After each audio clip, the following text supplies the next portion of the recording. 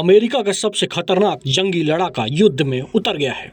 Trump ने उस जंगी बेड़े को हमलों के लिए भेजा है जो अकेले किसी भी देश को धरती से मिटा सकता है। ये है अमेरिका का Greenland Ford aircraft carrier group. 8 जंगी जहाज, 1 न्यूक्लियर सबमरीन और F-35 एयरक्राफ्ट का बेड़ा शामिल है। सुपर पावर का दिमाग भन्नाया हुआ है। ट्रंप सभी देशों को ये बताने जा रहे हैं कि अमेरिका क्यों सुपर पावर है, कैसे अमेरिका से दुश्मनी तबाह कर डालती है। इसे फिर ट्रंप साबित करने जा रहे हैं। इजराइल हमास युद्ध रिमोट कंट्रोल ट्रंप के हाथ है। अमेरिका वेनेजुएला युद्ध रिमोट कंट्रोल ट्रंप के साथ है। चीन ताइवान युद्ध टेंशन रिमोट कंट्रोल ट्रंप को चाहिए। महाशक्तियों की टक्कर। दुनिया में जहां युद्ध है वहां अमेरिका का दखल है। रूस यूक्रेन युद्ध भयानक दौर में है। इजराइल हमास युद्ध मध्यम पड़ चुका है। अमेरिका वेनेजुएला युद्ध के मोड में है। चीन ताइवान की वॉर टेंशन खुद ट्रंप ने बढ़ा दी है। सभी वॉर जोन में खतरा एक जैसा है क्योंकि सब जगह महाशक्तियों की टक्कर है। लेकिन सुपर पावर अमेरिका की चाल पर सब कुछ निर्भर है। अमेरिका का रुख कई मुल्कों की तकदीर तय करने जा रहा है। फिलहाल ट्रंप का सारा जोर वेनेजुएला फ्रंट पर है जहां युद्ध एक इशारा हो गया है और महायुद्ध भड़कने जा रहा है। अमेरिका राष्ट्रपति डोनाल्ड ट्रंप ने लैटिन अमेरिका में ड्रग तस्करी रोकने के नाम पर सैन्य दबदबा बढ़ाने का ऐलान किया है। ट्रंप ने पुष्टि की है कि USA Gerald Ford aircraft carrier group Caribbean सागर में एक्शन में आ गया है। दुनिया का सबसे बड़ा और अमेरिका का एडवांस एयरक्राफ्ट कैरियर हमले भी शुरू कर चुका है। तस्वीरें पेंटागन ने रिलीज की हैं जिसमें कैरेबियन सागर में दुश्मन के जहाज पर अमेरिका ने हमला बोला है। US secretary of war Pete Hegseth ने वीडियो पोस्ट कर दावा किया है कि अमेरिका ने पूरी रात कैरेबियन सागर में हमला किया है। पेंटागन का जारी 20 सेकंड के वीडियो में एक जहाज को बम धमाके से उड़ाते हुए दिखाया गया है।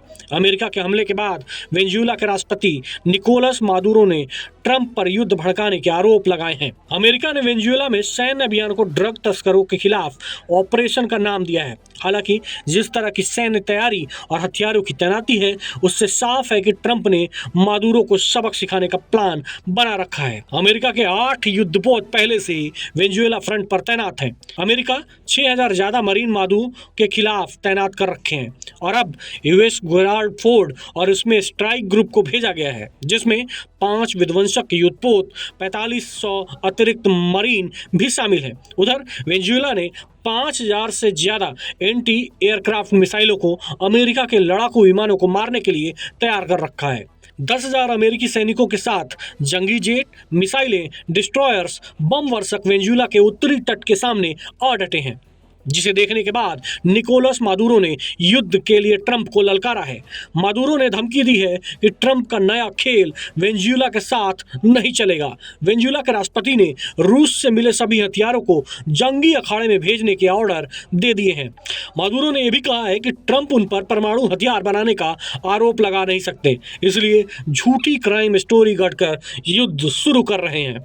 मादुरो ने अमेरिका के इरादे को भांप लिया है। उन्होंने युद्ध के लिए रेडी होने का ऐलान किया है। रूस से मिले हथियारों की तैनाती भी कर दी गई है।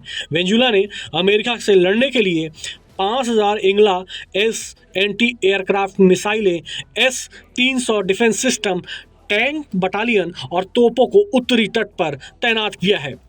वहीं प्रेसिडेंट ट्रंप ने यह इत्मीनान दिलाया है कि वो युद्ध शुरू करने वाले हैं। ट्रंप ने धमकी दी है कि वो ड्रग तस्करों के सफाया का ऑपरेशन चला रहे हैं। युद्ध की नौबत नहीं आने वाली। मगर ट्रंप की ये दलील किसी के गले नहीं उतर रही क्योंकि अमेरिका ने जिन हथियारों को फ्रंट पर तैनात किया है वो ऐसे हैं जो सर्वनाश मचाने वाले हैं। सबसे ज़्यादा डर तो Gerald Ford aircraft carrier group का है। ये एटमी जंगी बेड़ा वेनेजुएला को अकेले भस्म कर सकता है।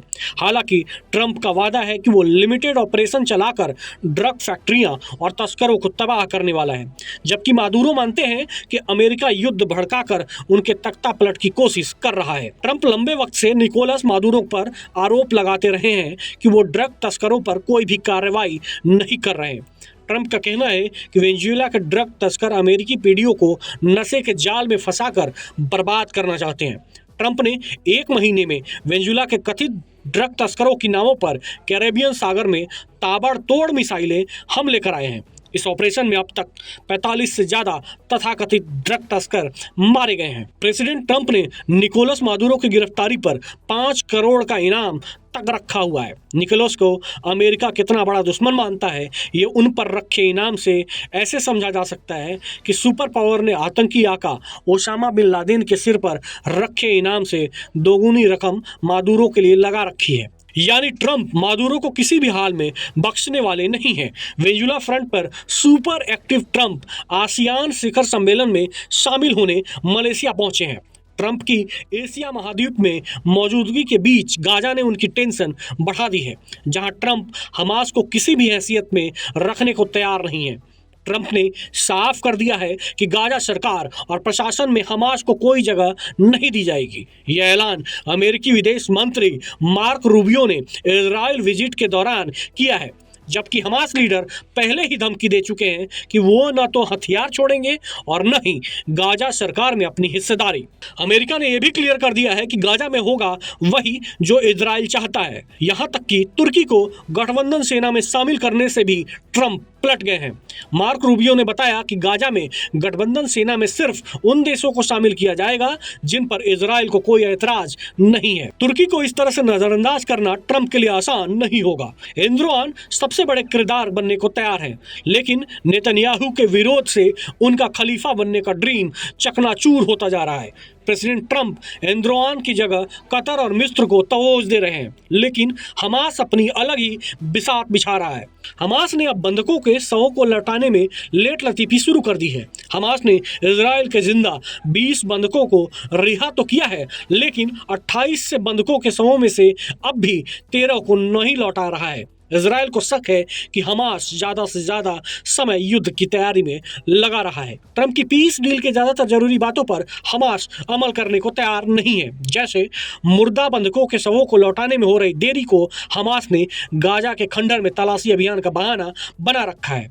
हमास मिलिट्री ने हथियार छोड़ने की जगह नए हथियारों का प्रोडक्शन बढ़ा दिया है।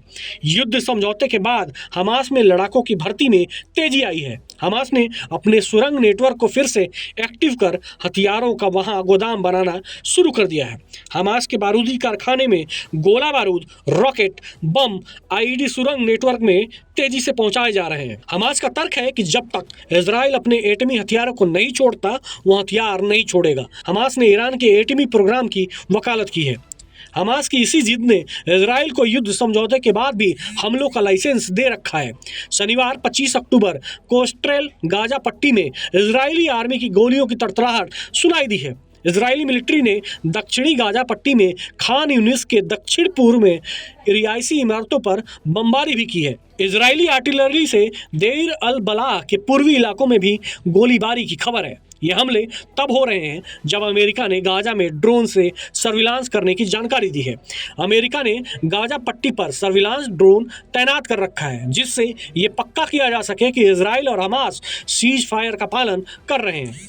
अमेरिका की निगरानी के बावजूद इजराइल हमास युद्ध को भड़काने के मौके तलाश रहे हैं। इसकी वजह वेस्ट बैंक पर नेतन्याहू का स्टैंड है। इजराइल वेस्ट बैंक पर टोटल कंट्रोल के कदम उठा चुका है, जिसका भारी विरोध हुआ है। मुस्लिम देशों के संगठनों ने साझा बयान जारी कर नेतन्याहू को धमकी दी है। तुर्की भी ये चाहता है कि वेस्ट बैंक में इजराइल गलत कदम उठाए, जिससे उसे हमले का मौका मिले। जबकि ट्रंप खाड़ी की जगह अब अपना पूरा फोकस चीन के खिलाफ कर चुके हैं। एशिया महाद्वीप में ट्रंप की दमदार एंट्री से चीन ताइवान टेंशन हाई हो गई है।